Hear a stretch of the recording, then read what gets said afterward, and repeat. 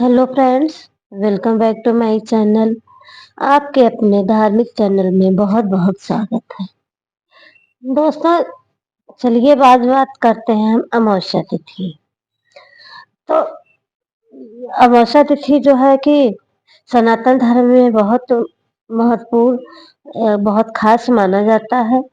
और ये तिथि जो है पितरों के तर्पण के लिए बहुत ही उत्तम माना जाता है। तो चलिए अब देखते हैं कि 2025 में पौष अमावस्या पौष अमावस्या व्रत कब रखा जाएगा, क्या है इसकी शुभ डेट और महत्व, क्या करें क्या ना करें।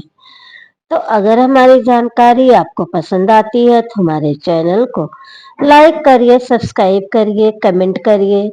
हमारे कमेंट में जय हरि विष्णु जरूर लिखिएगा। तो चलिए दोस्तों, फिर शुरू करते हैं। पौष अमावस्या पौष अमावस्या हम 19 दिसंबर को मनाएंगे। 19 दिसंबर को पौष अमावस्या का हम व्रत रखेंगे, जो कि यह पौष अमावस्या जो है कि साल की आखिरी अमावस्या मानी जाती है और इसलिए यह और ही खास है। यह आखिरी है और अमावस्या तिथि में बहुत ही उत्तम और महत्वपूर्ण मानी जाती है, क्योंकि इस दिन पितरों के तर्पण का जो है कि बहुत ही उत्तम दिन माना जाता है। और ये तिथि जो है कि पौष अमावस्या के कृष्ण पक्ष की अंतिम तिथि को मनाई जाती है। और पौष अमावस्या के दिन जो है कि पितरों का श्राद्ध कर्म तर्पण के लिए बहुत ही उत्तम माना जाता है। और पौष अमावस्या के दिन गंगा स्नान दान पुण्य करने के लिए भी शुभ माना जाता है। इस दिन दान करने से साधक के जीवन में सुख समृद्धि की प्राप्ति होती है। पितरों के तर्पण करने से परिवार में उनकी कृपा बनी रहती है। और जो कि अगर आपके कुंडली में पितृदोष है तो पितृदोष से भी जो है कि मुक्ति मिल जाती है।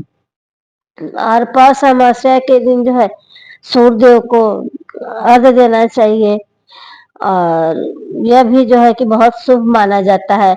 और जरूरतमंद लोगों को अन्य वस्त्र जो है कि भोजन दान करना बहुत ही शुभ माना जाता है। और जो है कि कंबल, काले तिल, ये भी जो है कि दान करना बहुत ही शुभ माना जाता है। और पौष अमावस्या को मोक्षदायिनी अमावस्या के नाम से भी जाना जाता है, जो कि पितरों को जो है कि मोक्ष प्रदान करने वाला है। इसी से जो है कि इन्हें मोक्ष जो दायिनी अमावस्या के नाम से भी जाना जाता है, मोक्ष अमावस्या के नाम से जाना जाता है। तो चलिए अब हम देख लेते हैं अमावस्या डेट। अमावस्या तिथि कब शुरू हो रही है, कब समाप्त हो रहा है। तो इस साल पौष अमावस्या का व्रत हम जो है कि 19 दिसंबर को मनाएंगे। और अमावस्या तिथि का शुरुआत हो रहा है जो कि शुरुआत हो रही है सुबह 4:59 पर। और इस तिथि का समापन हो रहा है 20 दिसंबर 7:21 पे।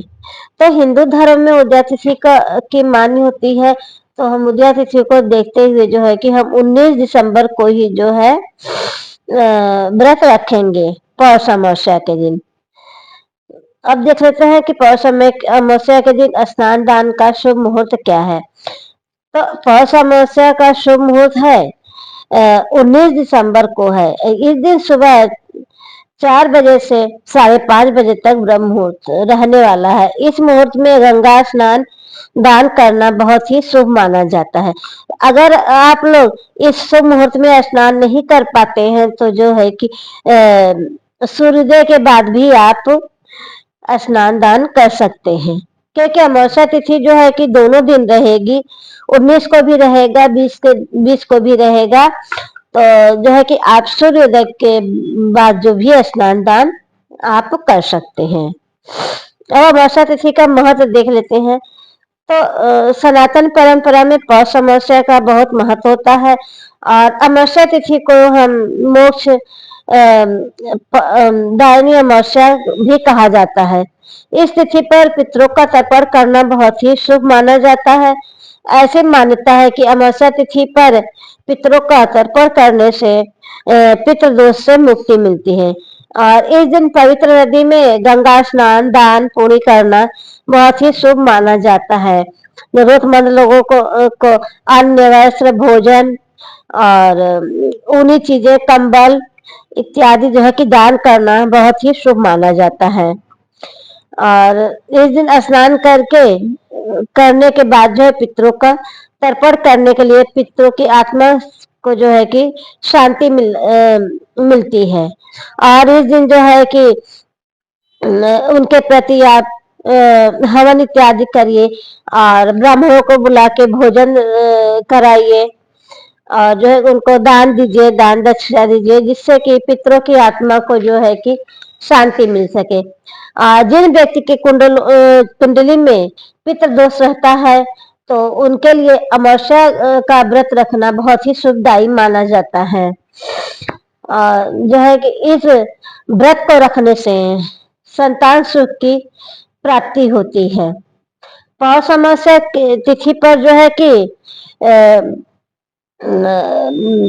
वृक्ष, पीपल के वृक्ष की पूजा करनी चाहिए और उनकी परिक्रमा भी करना चाहिए। उस दिन जो है कि पीपल के वृक्ष के नीचे सरसों के तेल का जो है कि दीपक जलाना बहुत ही शुभ माना जाता है।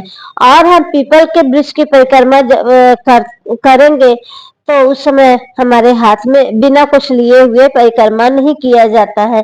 हाथ में आप चाहे कि चने का लीजिए या तिल लीजिए, कुछ भी लीजिए, आप उसको लेके आप उनका परिक्रमा करिए।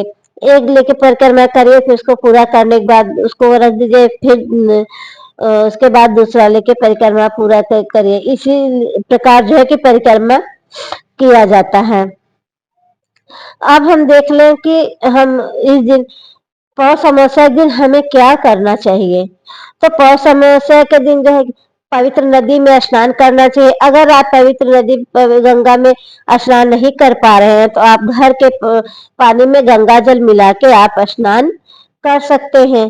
और इस दिन सूर्य देव को जल चढ़ाना चाहिए और पितरों का स्मरण करना चाहिए।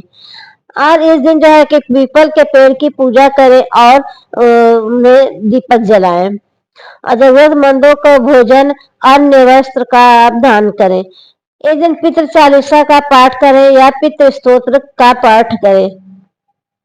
और हम देख लेते हैं कि हमें इस दिन क्या नहीं करना चाहिए।